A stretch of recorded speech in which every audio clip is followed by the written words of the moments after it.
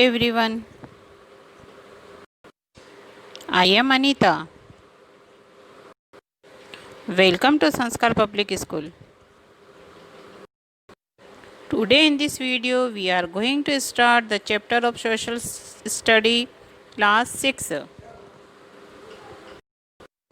The first chapter of our SST subject when, where and how. कब, कहाँ और कैसे. Sometime while reading the newspaper you can see the headline 100 years ago. कभी सोचा है कि हमें कैसे पता चलेगा कि इतने साल पहले क्या हुआ. If you want to know what happened yesterday, you could watch the news or listen the radio and read the newspaper.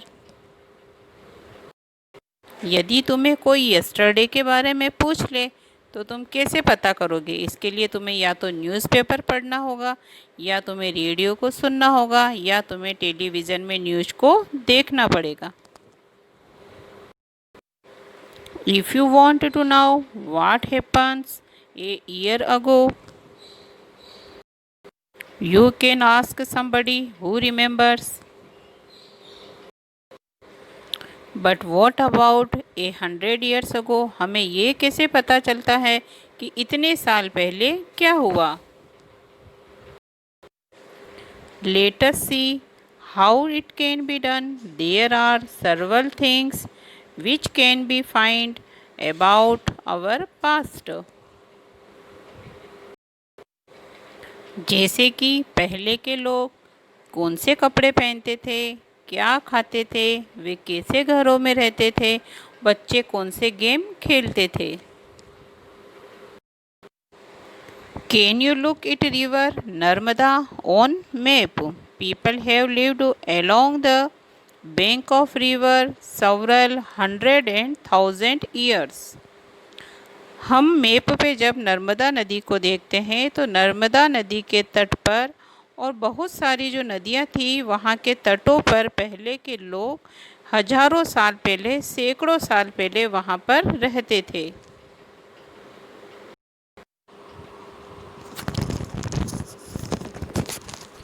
आओ हम हमारे पास्ट के बारे में जानें.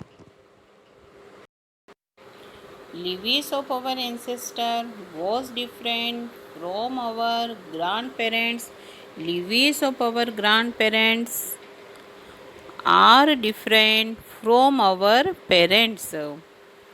हमारे जो एंसेस्टर्स थे यानी कि जो हमारे पूर्वज थे, उनकी जो जीवन जीने की तरीका था, उनकी जो जीवन शैली थी, वो हमारे दादा दादी के जीवन शैली से अलग थी. और हमारे दादा दादी का जो जीवन है वो हमारे पेरेंट्स यानी हमारे माता पिता से बिल्कुल अलग था. The study of this constant change taking from generation to generation is history. इस प्रकार इतिहास से ही एक पीढ़ी से दूसरी पीढ़ी में परिवर्तन होता रहा है. History systematically explain the record of past event. History व्यवस्थित तरीके से, व्यवस्थित रूप से बीती हुई घटनाओं का वर्णन करती है. टू अंडरस्टैंड द प्रेजेंट, वर्तमान को समझने के लिए we need to study and understand the past. वर्तमान को अच्छी तरह से समझने के लिए हमें पास्ट मीन्स बीते हुए समय का अध्ययन करना और उसे अच्छी तरह से समझना अत्यंत ही आवश्यक होता है. But it is almost impossible to get written record of all past events. परंतु बीती हुई घटनाओं की सभी का रिकॉर्ड रखना संभव नहीं हो पाता है. डेट हैपेंड थाउजेंड्स, जो घटनाएं हजारों वर्ष पहले घटित हुई है, और may be millions of years ago, और हो सकता है कि लाखों वर्ष पहले घटित हुई हो. People probably did not know how to read. लोग उस समय पूरी तरह से पढ़ना नहीं जानते थे। और राइट, और ना ही उन्हें लिखना आता था। So we do not have written record of that period. This period is known as prehistory. इसलिए उस समय के कोई लिखित हमारे पास में दस्तावेज नहीं थे, अतः उस समय को हम प्री हिस्ट्री यानी इतिहास का शैशव काल कहते हैं। ह्यूमन डेवलपमेंट को हम इस पिक्चर्स से भली भांति समझ सकते हैं। पहले मनुष्य किस प्रकार का दिखाई देता था, फिर कैसे विकास हुआ, उसके बाद वह किस अवस्था में पहुंचा और किस प्रकार से वह दिखाई देने लगा। Making of past events on A time scale. किस प्रकार से इतिहासकारों ने पास्ट की घटनाओं को एक टाइम स्केल पर विभाजित किया, अब हम उसे समझते हैं।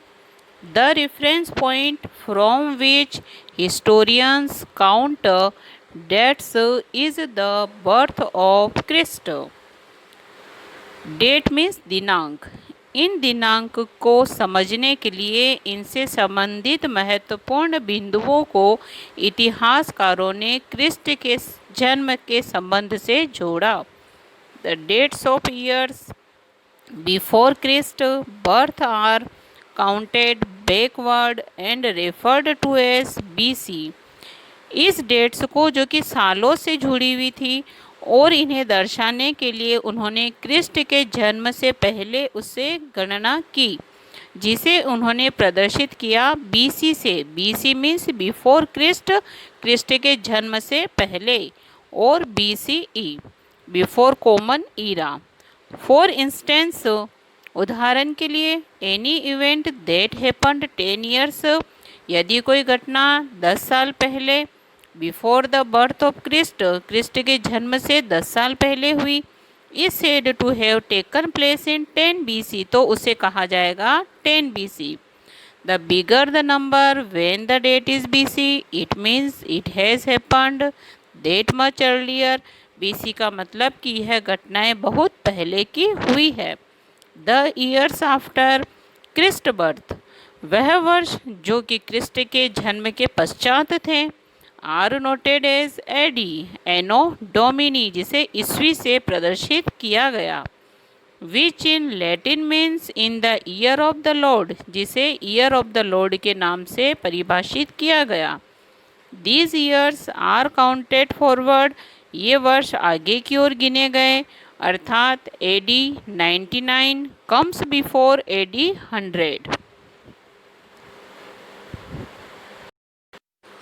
These routes of contact were used for different purpose।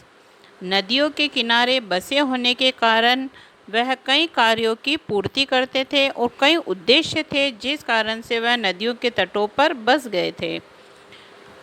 These routes were used by traders to travel। इस रूट का उपयोग ट्रेडर्स यानी व्यापारी अपनी यात्रा करने के लिए करते थे। People from cold, arid places came here through them in search of livelihood। Many tribes entered India from the northwestern side, present-day Pakistan, Afghanistan, through these mountain passes। लोग कई दूसरे स्थानों से आते थे और यहाँ पर अपने आवास को तलाशते थे। कई कस्बों से, कई प्रांतों से लोग यहाँ आकर के बसे। Religious leaders used these routes to spread their message। धार्मिक जो भी व्यक्ति थे, धार्मिक नेता थे, धार्मिक गुरु जो थे, वो अपने संदेशों का प्रचार करने के लिए इन मार्गों का सहारा लेते थे। Kings and rulers undertook war campaign to expand their empires through them. इन मार्गों से राजा और शासक युद्ध के द्वारा इन रास्तों को ही अपनाते थे। Next topic, sources of history, इतिहास के स्रोत। Historians have to use evidence or clues to write history and give us a complete pictures of the past। इतिहासकारों ने इतिहास में घटी हुई घटनाओं का, सबूतों का पूर्ण रूप से अध्ययन किया उनकी पिक्चर्स को देखा और उन्होंने इतिहास का निर्माण किया। Where do they get this clues and evidence from? तो हमारे हिस्टोरियंस को ये सभी क्लूज़ और एविडेंस और पिक्चर्स कहाँ से प्राप्त हुई? There are several sources from which we may get information about the past. ऐसे कौन से स्रोत है जिससे उन्होंने इतनी सारी जानकारियाँ प्राप्त की, जो जानकारियाँ बीते हुए समय से संबंधित थी? फर्स्ट सोर्सेज है लिटरेरी सोर्सेज मीन्स साहित्यिक स्रोत। Literary sources refer to any written account. Literary sources थे वो लिखित दस्तावेज थे। Before paper was used, books were written on palm leaves और on the bark of the birch tree. Paper का उपयोग हुआ उससे पहले ये बुक्स लिखी जाती थी। एक पाम पेड़ था, उनके पत्तों पर और ब्रिच पेड़ की शाखाओं के जो छाल रहती थी उन पर ये लिखी जाती थी।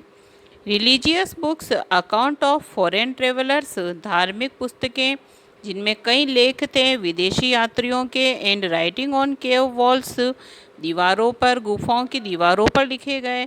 और स्टोन टैबलेट्स, पत्थरों पर। कंट्रीब्यूट टू लिटरेरी सोर्सेज, ये सभी हमें सहयोग करते हैं इन साहित्यिक स्रोतों के बारे में।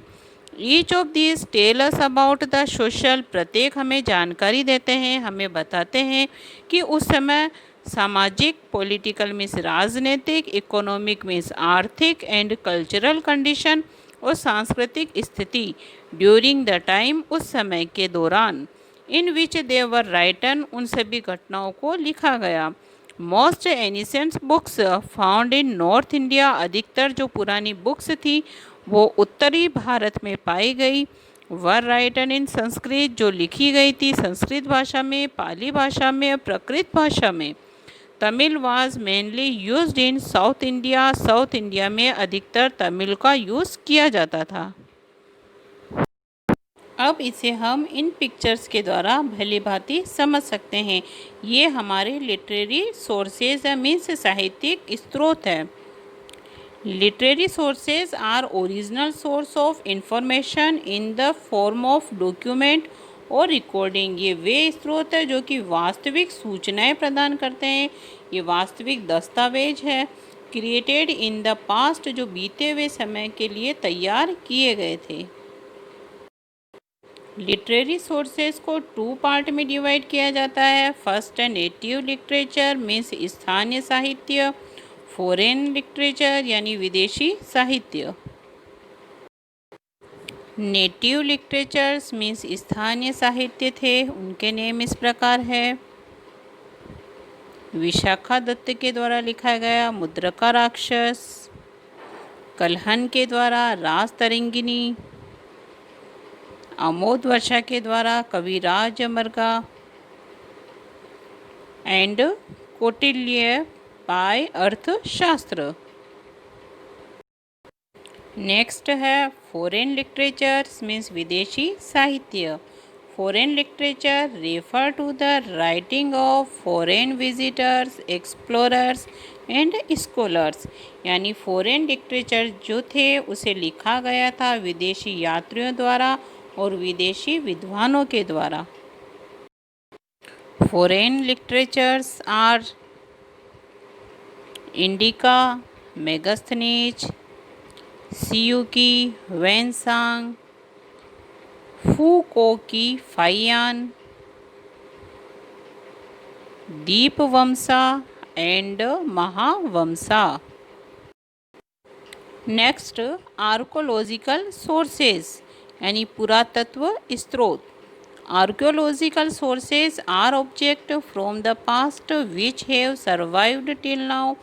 These could be ruins of building, pieces of poetry, tools, coins, jewelry और pieces of stones।